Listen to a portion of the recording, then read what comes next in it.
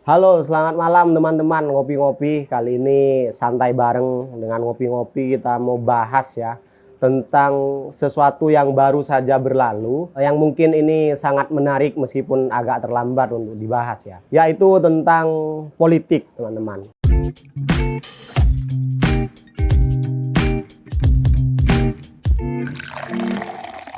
Salam ngopi-ngopi, ngobrol pintar penuh inspirasi.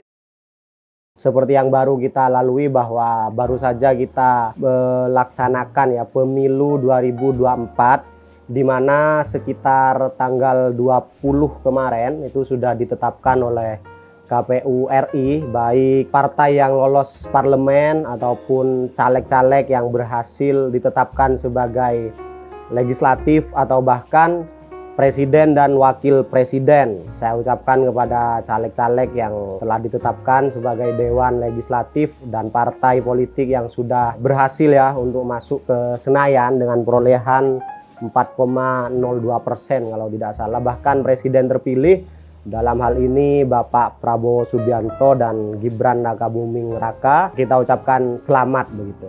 Nah, cuma kita ketika berbicara politik, teman-teman, ketika kita berbicara peristiwa politik, selalu ada dinamika yang setiap kejadiannya itu harusnya bisa memberikan kita pelajaran begitu. Nah, kali ini kita tim ngopi-ngopi mau ngambil sudut pandang dari sosial ya, realitas sosial yang banyak orang buta terhadap politik begitu. Maksudnya buta terhadap politik itu ya dia memang tidak tahu menau begitu. Bahkan mungkin dia hanya tahu tentang bahwa sekarang ada pemilu begitu. Dia bahkan tidak tahu siapa calon legislatif yang ada di daerahnya, di provinsinya atau bahkan di nasional. Mungkin beberapa orang pasti tahu kalau presiden ya, atau bahkan dia tidak tahu partai pemenang siapa aja dan lain sebagainya. Dia juga tidak memberikan suaranya ketika dia diajak untuk berdiskusi tentang politik. Dia bilang, apa itu politik begitu. Dia langsung antipati begitu ya tentang politik. Dia gak mau sama sekali untuk bahas politik karena menurut dia politik itu pertama buruk mungkin. Orang-orang melihat bagaimana ya harga-harga tetap naik, atau bahkan melihat demo-demo mahasiswa yang secara tidak langsung menyampaikan bahwa politisi itu buruk begitu. Atau lebih daripada itu, mereka itu merasa bahwa gak ada gunanya begitu kan. Mau ada pemilu, mau siapa yang terpilih, presidennya siapa, kayak gak ngaruh gitu, bahwa besok saya harus kerja juga buat dapat uang. Biasanya orang-orang tuh bilang gini, mau siapapun presidennya, kalau kita lapar ya dia gak datang ke rumah terus ngasih makan begitu kan. Mau siapapun presidennya, ya untuk kita dapetin uang ya kita harus kerja sendiri. Itu hal-hal yang sangat tidak disarankan, teman-teman. Nah, kita akan bahas seperti itu. Nah, mengawali bahasan ini, saya membaca kemarin ya di salah satu postingan yang menulis itu Bertolt Brecht ya. Bertolt Brecht ini seperti penulis atau seniman dari Jerman, itu mengatakan seperti ini. Buta yang terburuk adalah buta politik. Dia tidak mendengar, tidak berbicara, dan tidak berpartisipasi dalam peristiwa politik. Dia tidak tahu bahwa biaya hidup, harga kacang, harga ikan, harga tepung, biaya sewa, harga sepatu dan obat, semua tergantung pada keputusan politik. Orang yang buta politik begitu bodoh sehingga ia bangga dan membusungkan dadanya mengatakan bahwa ia membenci politik. Si dungu tidak tahu bahwa dari kebodohan politiknya lahir pelacur, anak terlantar, dan pencuri terburuk dari semua pencuri. Politisi buruk, rusaknya perusahaan nasional dan multinasional. Dan itu sangat erat kaitannya, teman-teman.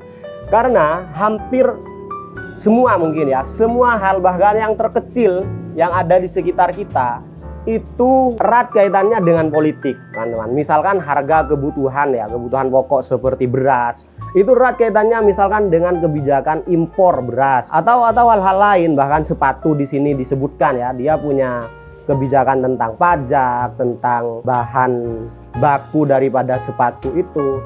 Bahkan misalkan di sini disebutkan seperti pencuri misalkan, karena rata-rata orang mencuri ini kan karena faktor ekonomi misalkan, atau pelacur misalkan. Itu adalah faktor ekonomi begitu. Sehingga kalau kita tidak aware terhadap politik, kita buta terhadap politik, kita menganggap bahwa sesuatu itu terjadi begitu saja begitu. Kalau misalkan sekarang lagi krisis ya memang waktunya krisis mungkin, atau atau kita tidak tahu bagaimana itu terjadi begitu. Kalau misalkan lagi bagus ya dikiranya ya memang mungkin takdirnya memang sudah bagus, padahal tidak teman-teman. Semua itu erat kaitannya dengan pengaruh dari politik itu.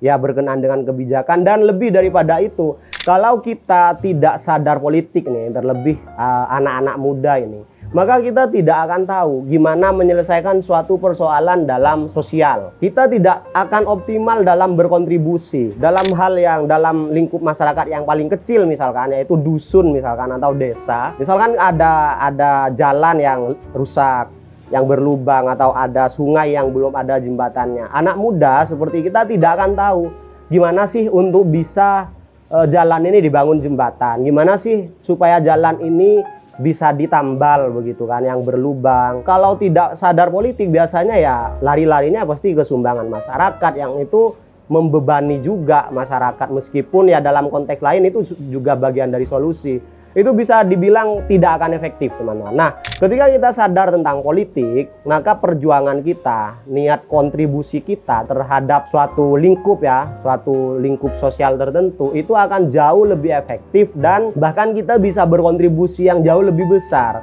Begini teman-teman ya, misalkan ada salah satu teman itu yang sekarang beliau pengusaha yang cukup sukses lah ya. Mungkin beliau sudah punya karyawan puluhan atau bahkan mungkin sudah nyampe 100 lebih, tapi beliau tidak berpartisipasi terhadap politik. Maka kontribusi beliau bisa membantunya hanya pada 100 karyawannya dan kepada keluarganya. Sedangkan kalau kita punya partisipasi terhadap politik, kita bisa punya jangkauan yang lebih besar teman-teman. Bisa kita membantu 1000 orang, bisa kita membantu lembaga-lembaga bahkan seperti itu. Karena di sana melalui kebijakan ya, yang kalau kita uangkan itu mungkin kalau secara personal itu tidak memungkinkan. Tapi dengan kebijakan-kebijakan, keputusan-keputusan yang diambil dalam politik itu benar-benar terrealisasi. Yang selanjutnya, apa sih buruknya kalau kita buta atau tabu terhadap politik? Jadi kalau kita tidak berpartisipasi dalam politik langsung, karena politik ini nggak bisa pakai doa teman-teman. Misalkan ada orang sedang nyalek ini, misalkan sahabat kita sedang nyalek, orangnya pinter, orangnya berintegritas, bisa dipercaya dan lain sebagainya. Teman-teman cuma mendoakan semoga dia menang, itu tidak berpengaruh pada kemenangannya teman kalian itu. Yang berpengaruh adalah kalau teman-teman ikut berkampanye, menyampaikan bahwa teman kalian ini adalah pilihan yang bagus, pilihan yang tepat untuk menjadi perwakilan misalkan, atau bahkan misalkan teman-teman lihat visi misi dari presiden, itu tidak bisa hanya sekedar mendoakan semoga 01 menang, 02 menang, 03 menang, tidak bisa. Teman-teman juga harus berpartisipasi dalam berupaya memenangkan orang-orang yang menurut teman-teman pantas itu ya. Sehingga kalau kita tidak berpartisipasi terhadap politik, pertama kita tidak bisa membantu. Yang kedua, suara kita ini sebenarnya bisa saja dipermainkan di dalam lapangan tuh. Misalkan ya kita yang pengennya nyeblos si A, oleh karena kita tidak datang ke lapangan, ke TPS itu, bahkan kita tidak menyampaikan ke masyarakat, ke keluarga minimal, maka suara kita bisa saja ditaruh di si C misalkan, atau si D yang jauh dari harapan kita. Makanya menjadi tidak berharga keberadaan kita, suara kita terutama dalam momentum-momentum politik, itu menjadi tidak ada harganya kalau kita tidak gunakan dengan baik. Nah, bagaimana cara menggunakannya? Pertama kita harus aware dulu, mulai sekarang, terlebih anak-anak muda ya, apalagi ini deket-deket pilkada. Pertama kita harus aware dulu, kita sadar ada prosesi politik apa saat ini. Terus misalkan nanti sudah mendekati pilkada, kan bupati, wali kota, terus gubernur.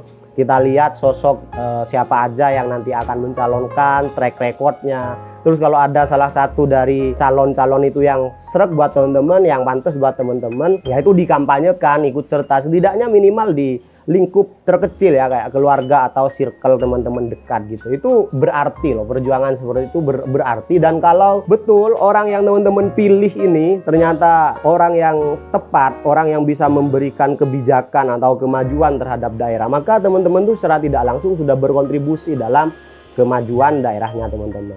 Setelah itu misalkan teman-teman sudah berpartisipasi dalam politik, sudah selesai kayak pemilu sekarang. Kalaupun ada suatu konflik dalam sosial, ketika teman-teman paham tentang politik tuh teman-teman tahu akan kemana teman-teman untuk menyelesaikan masalah ini. Ini masalahnya di apa? Misalkan kan di politik itu ada yang namanya kajian data ya, terus kajian anggaran dan lain sebagainya. Jangan-jangan untuk teman-teman yang tadi bilang kalau siapapun presidennya, siapapun calegnya, ya saya akan tetap gini-gini aja gitu, saya harus kerja. Jangan-jangan usahanya teman-teman yang nggak maju-maju itu karena itu tidak beriringan dengan prioritas yang ada di daerahnya teman-teman. Misalkan prioritas yang ada di daerahnya teman-teman wisata sekarang. Misalkan Kades di sana atau Bupati sedang memprioritaskan program wisata, tapi teman-teman malah kerjanya di bidang pertanian misalkan. Bisa jadi tidak ketemu kalau kita tidak punya kesadaran politik untuk bisa mengaitkan ini lebih dekat begitu. Sehingga kesadaran politik menurut hasil diskusi kita dengan tim itu adalah penting ya untuk kita sama-sama miliki,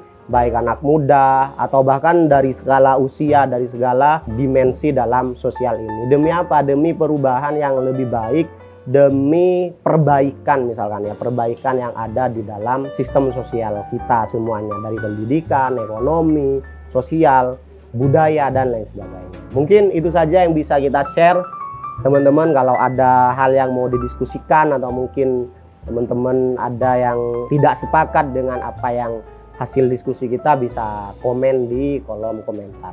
Saya ucapkan terima kasih. Salam ngopi-ngopi.